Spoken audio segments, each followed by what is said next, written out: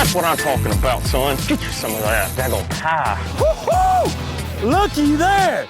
There's your bug-eyed big one right there. Getting started. We're getting started. Here's what I'm talking about. Gosh dang gorilla. Let's go, baby. Straight meat. God, look at that big one. All right, welcome into the show, everybody. This is your host, Big Ed Everhart, and I'll tell you what, tonight I've got a heck of a guest. I've got John Cruz, who has just come back off of fishing the Bassmaster Classic. Took a 45th, got a nice check out of that one, but hey, you know what? He wanted to do better. He wanted to win. I talked to him, I asked him, and he said he wanted to win this tournament. But you know what? That's not how this game always comes out the way we plan it. So he came on the show tonight. We're going to talk a little bit about the Classic. We're going to talk a little bit about some of the different techniques he likes to do in this fall transition, the spring transition. And we're trying to get into the spawn, and we're getting on to his next tournament. We're going to talk about that a little bit. So yeah, come on in, sit down, and let's get this thing started. Hey, welcome in, everybody. This is the BAM Pod. I'm your host, Big Ed, and on the line today, I've got a heck of an angler. Just came out of the Bassmasters Classic, Mr. John Cruz. Welcome aboard, sir. Thanks for coming in. Yes, I appreciate you having me on.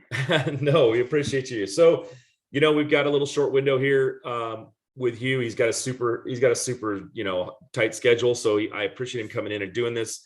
And, basically what we want to start with and talk about is, we got this transition coming up where we're coming out of this winter, we're getting out of the cold, we're finally going to get into the spring, we're going to start fishing. Why don't you give us a little bit about, how a top angler like yourself kind of goes out there and approaches this transition that we have, the baits you throw, and kind of, where you start as you get into the spawn and where these fish are going to be going. Sure. We got, there's two different types of major reservoirs that or bodies of water that you fish. One is places with grass, and then lakes and so forth without grass, and that's the big differences. And the lakes with grass, they're always going to be around the grass, relating to it somehow. It's just a matter of how much grass is in the lake. If a lake does not have too much grass, they're just going to be in what grass there is, relating to it somewhat. It's always the best cover in whatever lake or river that you're fishing. Now, if we're talking about places that do not have grass, usually in the wintertime, most reservoirs, the bass are going to relate to the bait fish. In the wintertime, they're going to be somewhere around wherever the majority of the bait is. If they're out there in 40 feet of water, that's the majority of where that's going to be. If it's the fish are going to be. So really, what you're kind of trying to do is intercept the fish as they're heading towards their spawning areas from where those winter feed holes basically are. And so that's kind of your mentality going into this time of year. All right, so let's start with the grass, because that's one that, in a lot of the country right now, as you get in these warmer waters, you get into the things that are heating up, the southern waters are always going to start first. And there's not a ton of, I don't feel like there's a ton of lakes down in the South that have no grass. I think every place I've been has been a lot of, there's been a lot of weeds, a lot of grass, a lot of things like that. What's your couple of your key baits, your couple of your key search things to go for that? Because we're going to, the bucks are going to move up first, obviously, and they are pretty aggressive usually, and they're going to be, they're up there to kind of do their thing and get spawning, but so they're easier to catch. Which baits do you start to really use in that grass situation to get those bigger fish to go? Is there anything different, or is it just the same that you're going to catch the smaller ones on? Well, you have to kind of get in the right mentality where the fish are at that point in time. As the fish are moving towards the spawn, I'm talking about like late pre-spawn, as they're moving towards the areas. I feel like that the fish, males and females, really start to get territorial. So that time of year, they're defensive. They're trying to settle into areas. They're not going to be making beds per se, but they're going to be going back towards the spawning pockets, the spawning areas. They're going to set up on points leading into there. They're going to set up on, docks or whatever cover is nearby, going into those pockets and going into those areas. And they're going to get a little defensive. And so what that means is you're going to be using baits that have more vibration And the water color and the type of cover around will dictate what type of vibration baits you can use, whether that's whether in clear water that's going to be more of a jerk bait, more stained water that's going to be crank bait like a little john or a chatter bait, and then in dirtier water you might even want to go to, say, a spinner bait, something that comes a little slower through the water column but puts off a lot of thump and vibration. Okay. Now, when you talk about that, I always think the transition there, or not the transition, the differences right there is, so like a chatterbait compared to a spinnerbait. This time of year, is it which one works when you're talking about the vibration that you're putting out there? Obviously a chatterbait puts out more vibration, but does that necessarily mean that it's going to get a better bite, or are you looking at slower presentations being a little better this time of year because of the colder water, like the spinnerbait?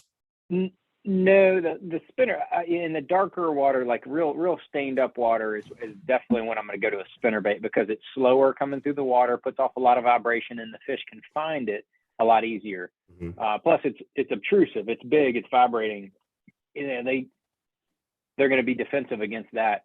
The chatterbait is definitely, I would say, more of like a classic reaction bait.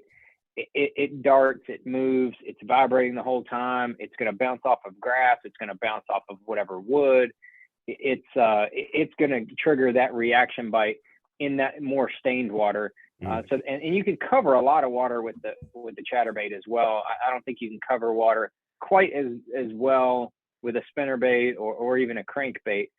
But the crankbait in that slightly stained water, it can be hard to beat. I mean, you can just trigger more fish. It's just more realistic. I think the vibration that it puts off is definitely more of a trigger that pre-spawn time period than about any other bait. If you can get away with throwing a crankbait and it hits the depth range and the type of cover you're fishing around, a crankbait is really hard to beat.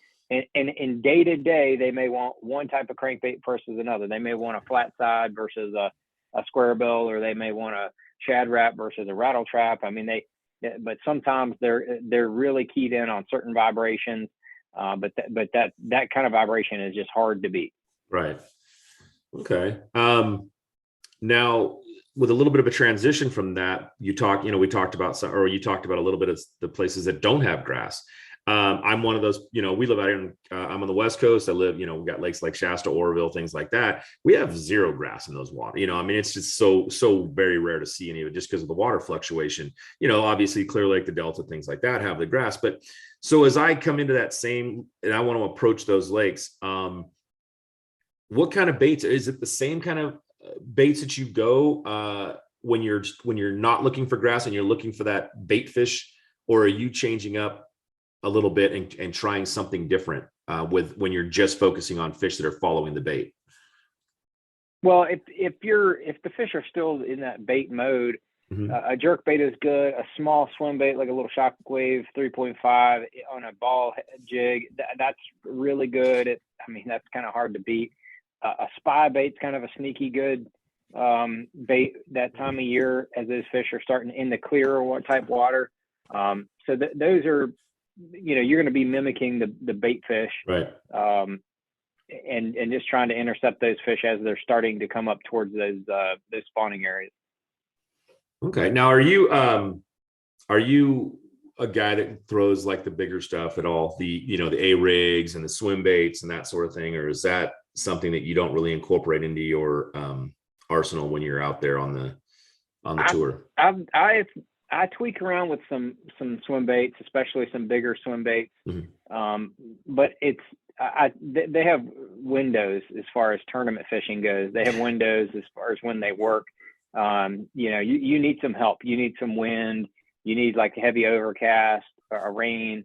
You need something to help disguise the bait in order to kind of use it as a tournament tactic, in my opinion. If you're strictly going for just big ones and you don't care if you catch, get 2 bites all day, 5 bites all day, then you don't mind. You're just gonna go heave it and see what happens. But for me, I got to put numbers in the boat as well as size. So I'm gonna mix it in, but only when the conditions kind of dictate that. Okay. Yeah. I mean, that makes sense. This is with this kind of coming along, I know that I've talked to a few other people, and one of the things you said back there was starting to cover water. In the wintertime, I think we slow down. We don't cover as much water. We maybe pick things apart. I talked to Ish a little bit ago and on this show, and he talked about that same kind of thing. Is, wintertime, maybe we slow down a little bit, but he still goes out there and attacks it pretty hard and covers water even in the winter. With this coming up, and you talk about covering water, and I know that this is in a tournament mentality. Are you always looking for just that aggressive fish that's going to bite and give you those bites, or are you slowing down and picking things apart a little bit more?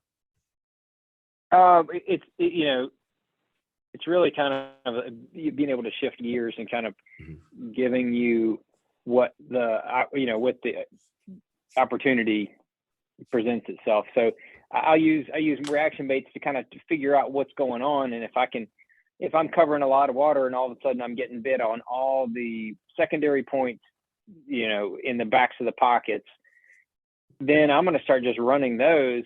And once I run those, I'm not going to just throw reaction baits. I'm going to hit the reaction baits, but then I'm going to slow down because I feel like I'm in the strike zone. I feel like I'm around where the fish are. So once you kind of established an area, or maybe I'm fishing along and I'll catch one or two in a short period, I'm going to turn around and start picking that area apart with some slower baits.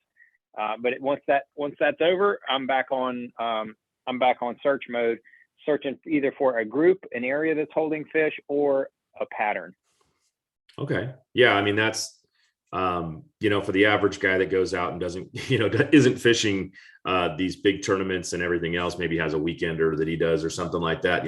That's the important information that I'm really kind of looking for is, when do you start to, everybody likes to throw the other stuff, everybody likes to throw the top water, everybody likes to throw the crankbaits, the spinner baits. But when is it like that time that you just, say, hey, you know what, I'm catching them, like you said, I'm catching them on the secondary points, or I'm catching them out on the points going into bays, or I'm doing something like that, that you stop. And I think that really answers that question in the sense that it's, hey, you got to stop and pick those things apart after you catch a couple fish off of them.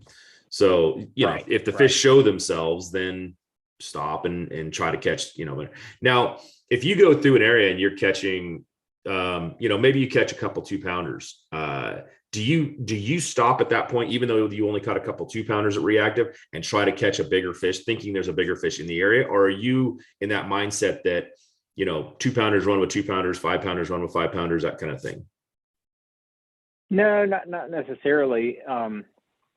If I feel like that the type of cover can hold a number of fish, then I'll definitely slow down. Like if I'm on a grassy point and I catch 2-pounders, dude, I'm telling you, there's going to be more there.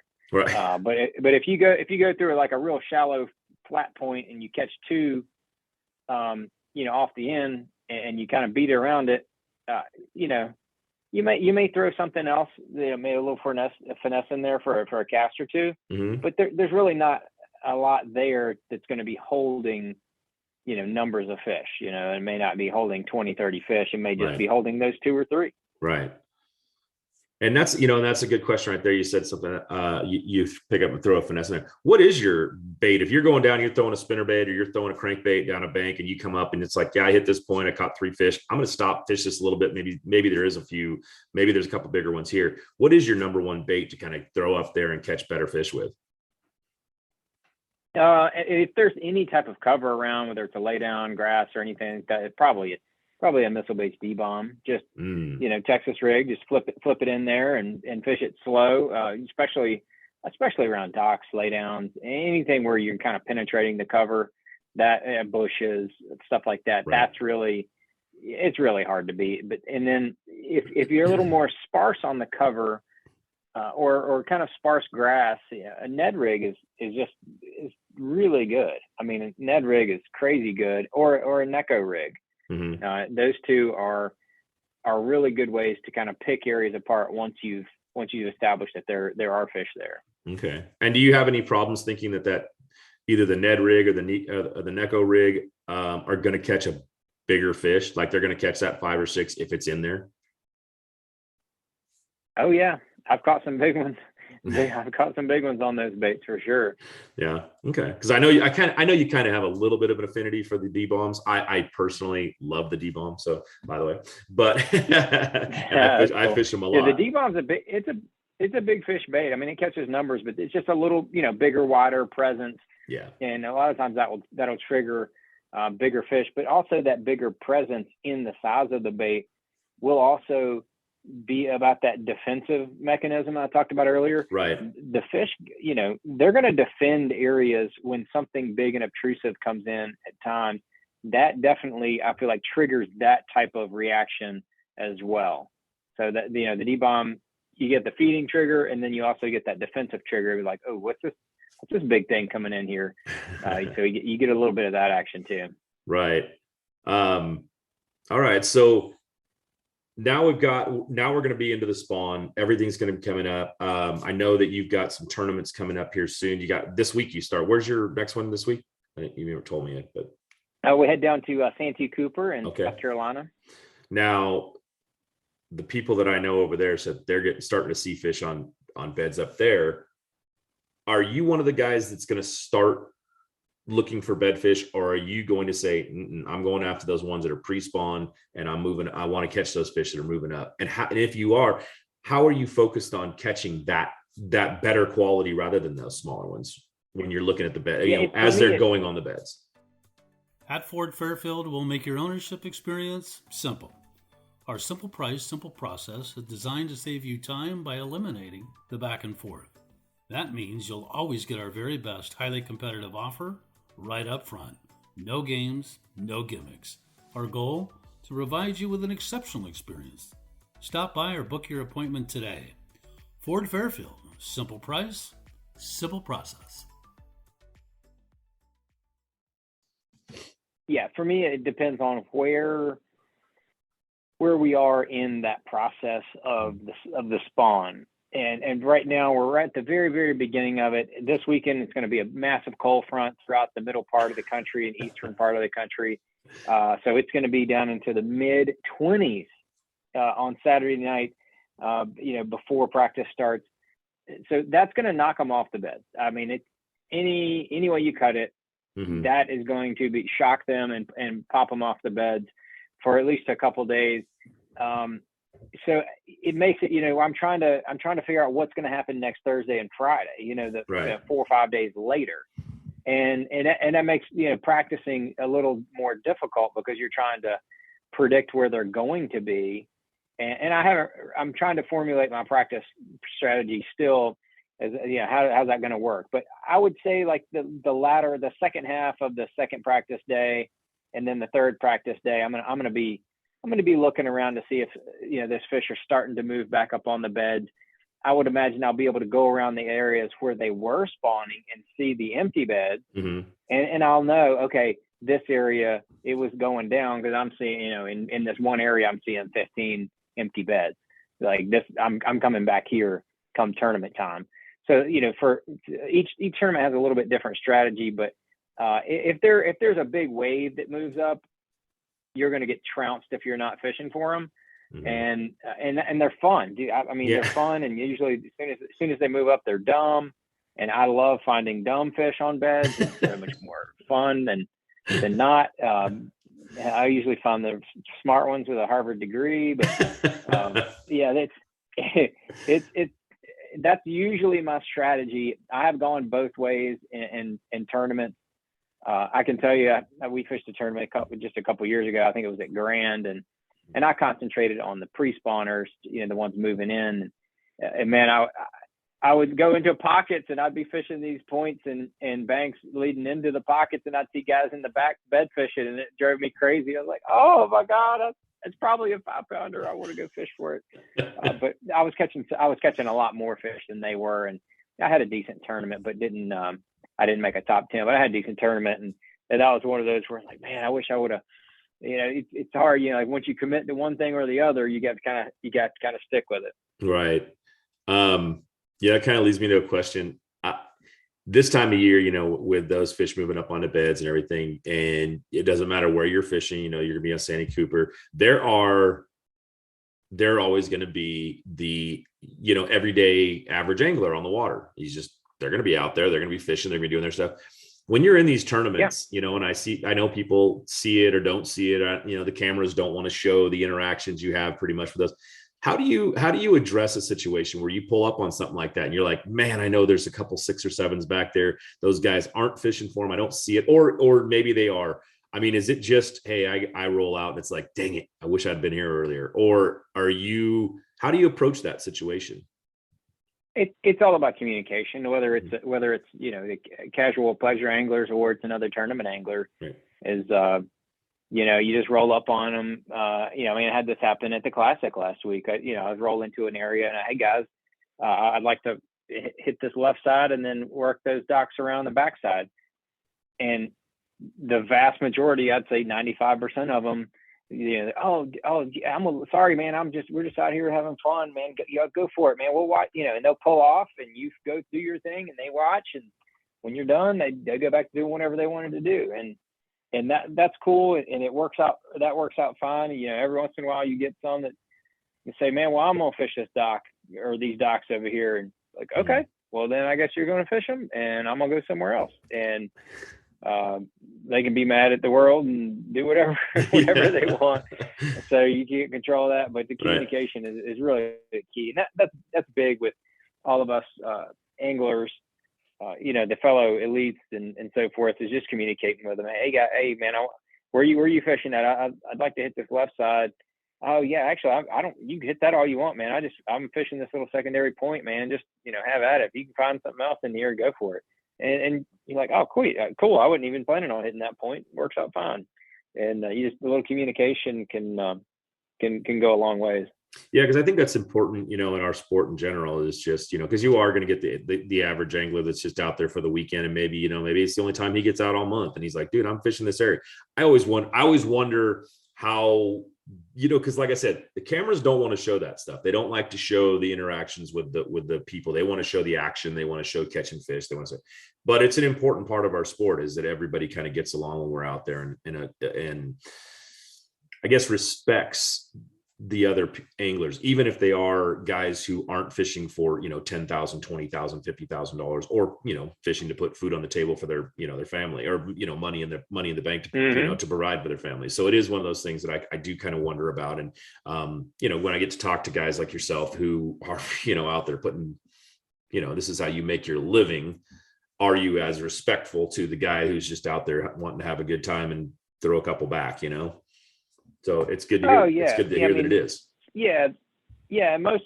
I mean, like last weekend at the Classic, I was fishing into this one pocket, and there was a couple guys in there, and I think they were crappie fishing, and they said, I rolled in. I said, hey man, do you mind if because I treat crappie fishermen the same way. You don't want to trounce over their brush and stuff whenever they're fishing.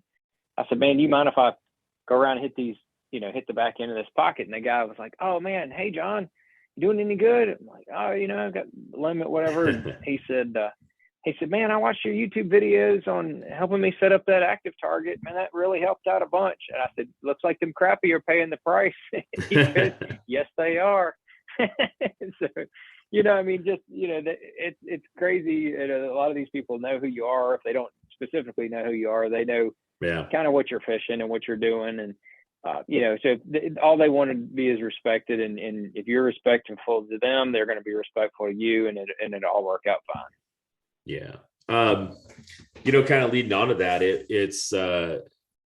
it's always, I look at your different things and we see the progress that's out there. Mark Lassane and I, we do a lot of the stuff where we were just talking about this subject of spreading out that information and handing out the information and talking about the videos you look at or the different things you see. And, watching you guys at the pro level come out and actually give away, these, I don't want to say secrets because they're not maybe secrets, but they're really good pointers or they're really good ideas in the way they do that. And the communication of sharing that information, I think is something that's been, I don't want to say it's new, but it's fairly new that you guys can go out there and talk about, hey, this is how we want you to, this is how you want to fish this bait. This is where you want to fish it. This is how you want to do that. And guys have always been more of that. Oh God, you're giving away my water. You're giving away your secrets.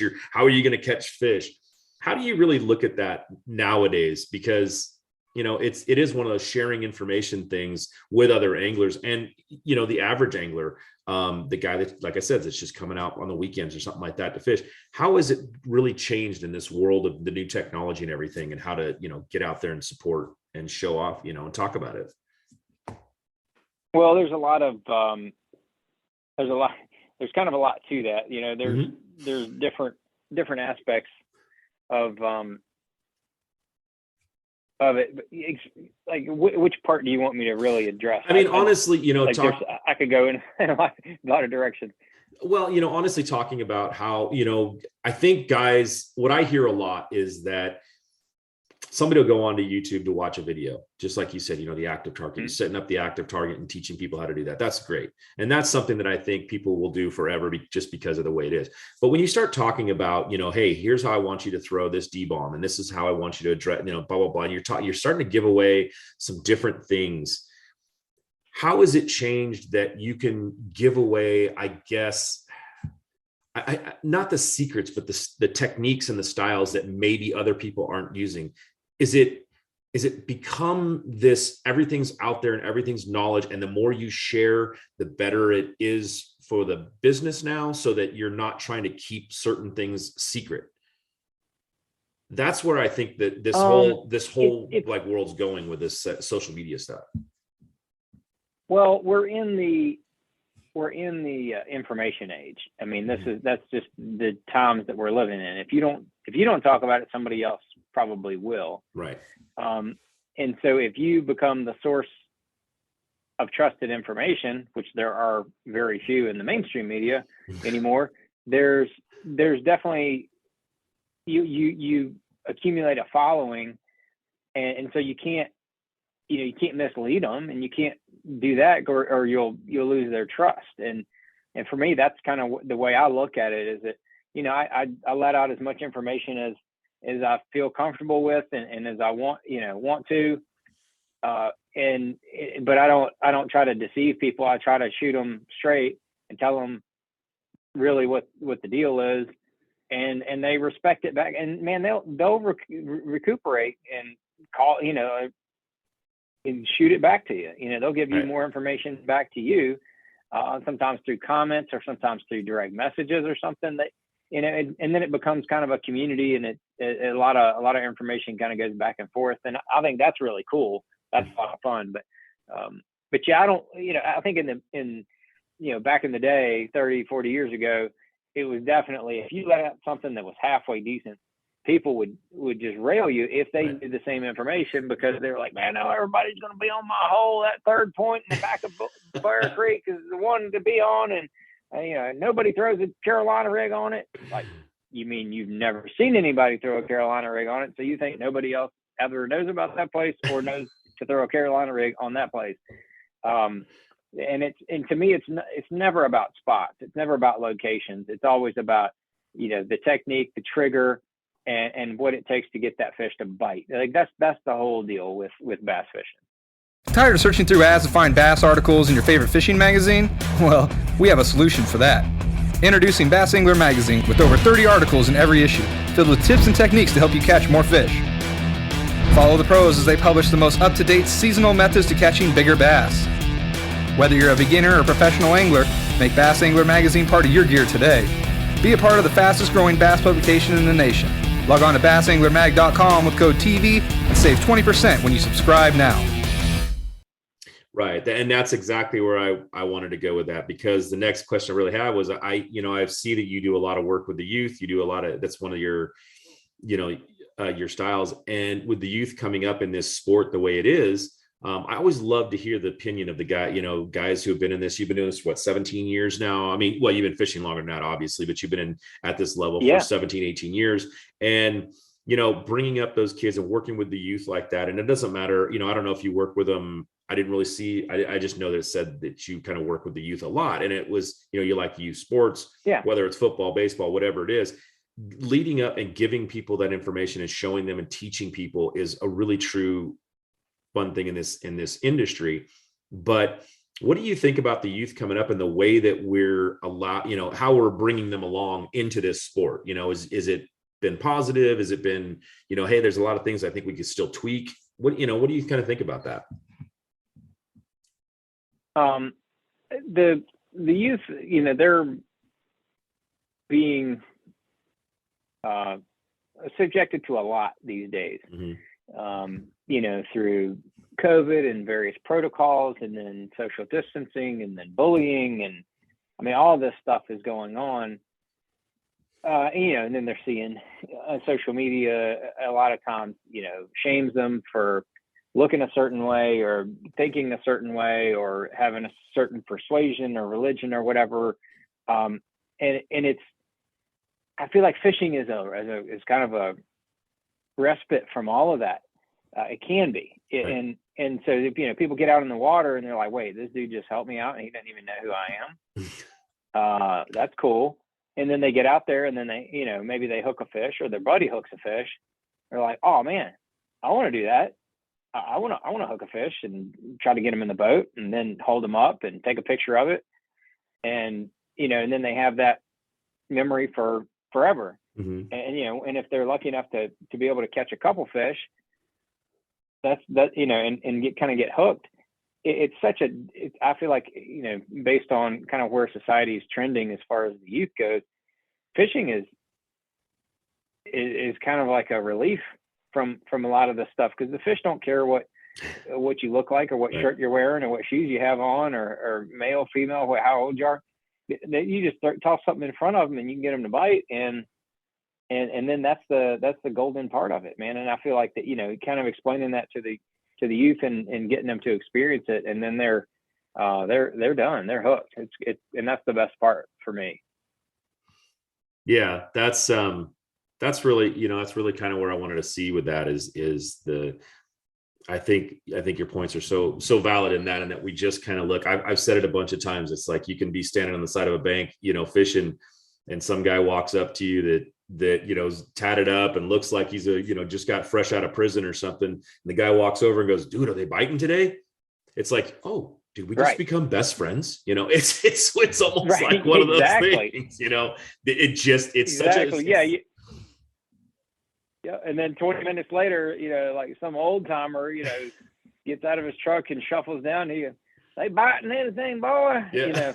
It's like, damn, we're best friends too. It's like, it doesn't matter if you're holding that fishing pole. It's like a common bond. I think that's what's up.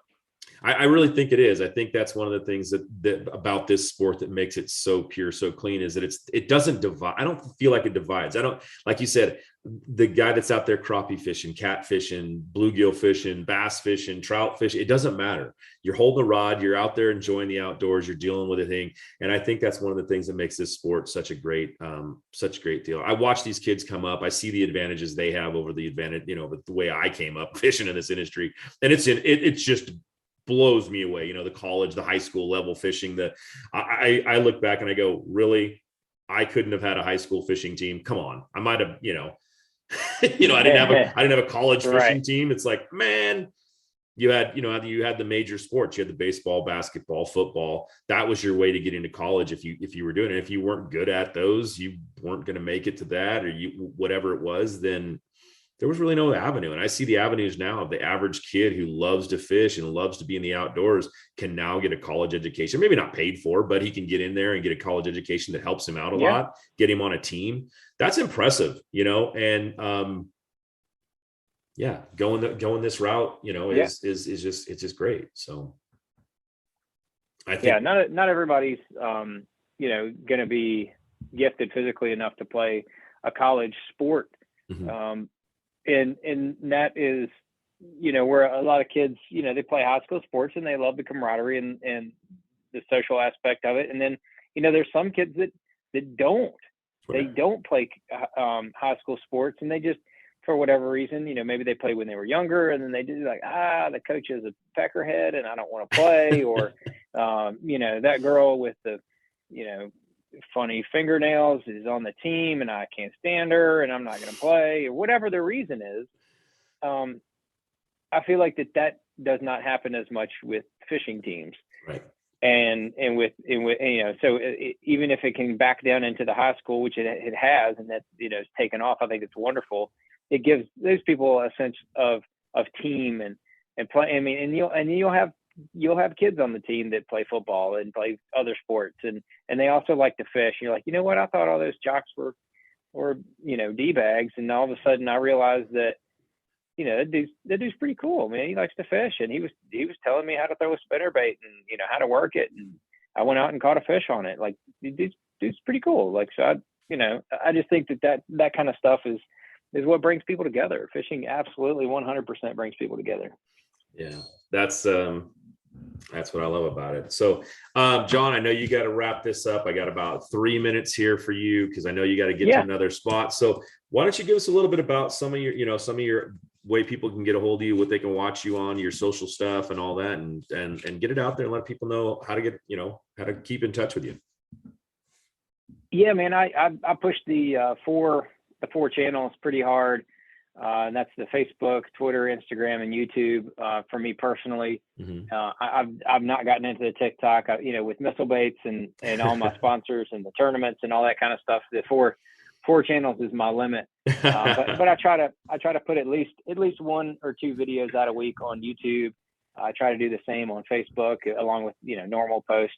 But I do have a lot of interaction on social media channels. I enjoy it. I enjoy that interaction because we do not talk politics. There will be no politics talked on my channels. That is a waste of time, and that is for somebody else's deal. Right. We are talking fishing. We are talking good times. We're talking helping people, and that's where we try to be is uplifting and positive. So if you're not subscribed or following me on social media, whichever channels that you use, please do so, and please interact, and I look forward to hearing from people. Great. And then you have some little company or something out there. What is it? Missile baits that you kind of run around and play with?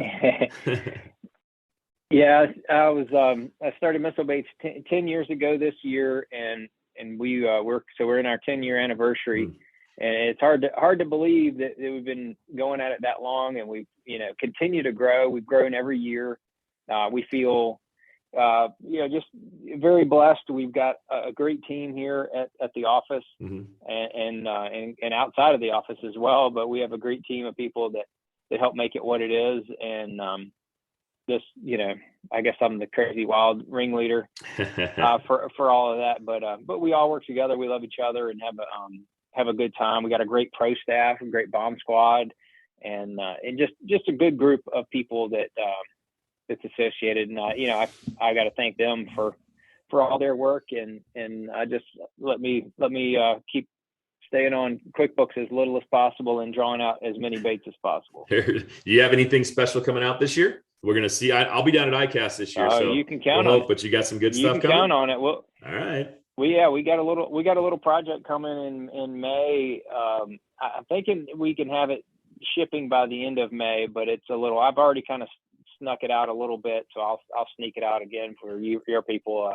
We're doing a collaboration with RoboWorm. They're going to be making a bait for us. It's something, we had special, unique molds, new molds made for what we wanted, what I was looking for, and we're doing all of our own colors, obviously with their technology, but colors that are not in their lineup. So wow. It's exciting. The people, even the fishermen here at the office, are super pumped for this. So I'm hoping everybody else is as pumped for it as we are. We've paired one of the most iconic hulls in the history of bass boats with a proven lineup of trusted accessories. We're bringing you best-in-class value and performance, leaving others in your wake. Turnkey value, turnkey performance. The Pantera 2 is an overachiever in the 19-foot category. Once you hit the throttle, you'll feel the rush, and there's no looking back. Well, I guess we'll probably see it down at the show down there. So I'll make sure we stop by the booth and give it a look. Yeah. All right. And there's more coming. I'm looking at another bait on my desk. There's more than that coming. All right. Well, John, thank you very much for coming in and doing this. I really appreciate it. I know you got a tight schedule, so we're going to let you get out of here and get over to your next meeting. Sure. Good luck out there, Sandy Cooper. We'll be watching you. Everybody tune in. So everybody, tune in, watch this guy here. And he's a heck of an angler. So thanks for all the information. Yeah, you and Mark keep doing what you do, and we'll stay tuned in, and we'll talk soon. All right. Thank you, sir. All right, guys. Yes, sir. Thanks for tuning in, everybody. And next show will just be another great angler coming out and talking to us. So thanks for tuning in.